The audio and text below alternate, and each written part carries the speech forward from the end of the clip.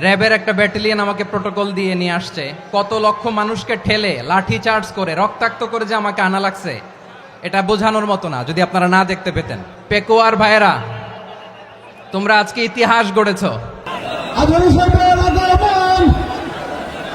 পেকুয়াবাসীর পক্ষ থেকে, জনস্রোতের পক্ষ থেকে আমাদের কাঙ্ক্ষিত আছেন